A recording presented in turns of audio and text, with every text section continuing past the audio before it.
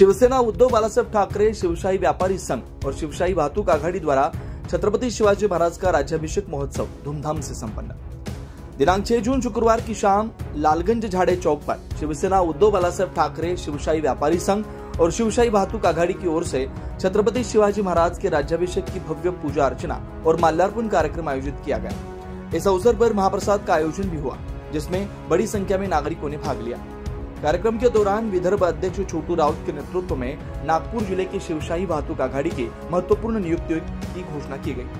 नवनियुक्त पदाधिकारी इस प्रकार से: पीतांबर घोलपे नागपुर जिला प्रमुख, प्रतीक बहुगुणा नागपुर संपर्क प्रमुख, संजय शेडे नागपुर शहर सचिव, अजय मोहाड़ीकर नागपुर सह सचिव, सतीश पाठक उपशहर प्रमुख पूर्व नागपुर, बिट्टू धार्मिक उपशहर प्रमुख मध्य नागपुर, नरेश पौर्लेवाल उपशहर प्रमुख उत्तर नागपुर, साजिद शेख विभाग प्रमुख पूर्व नागपुर। यह संपूर्ण कार्यक्रम संस्थापक अध्यक्ष युवराज दाखले के आदेश और विदर्भ अध्यक्ष छोटू राउत के मार्गदर्शन में संपन्न हुआ। जय शिवराय, जय Maharashtra. Bureau report, news first. Chhatrapati Shivaji Maharaj यांचा राज्याभिषेक सोहळा लालगंज झाडे चौक इथं पार पडला।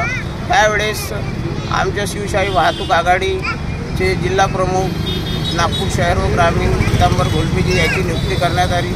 संपर्क प्रमुख प्रतीकजी बहुगुणा यांची संपर्क प्रमुखपदी नियुक्ती करण्यात आली। अजय मोहाड़ीकर यांना सहसचिवची जबाबदारी देण्यात आली आहे नागपूर शहर।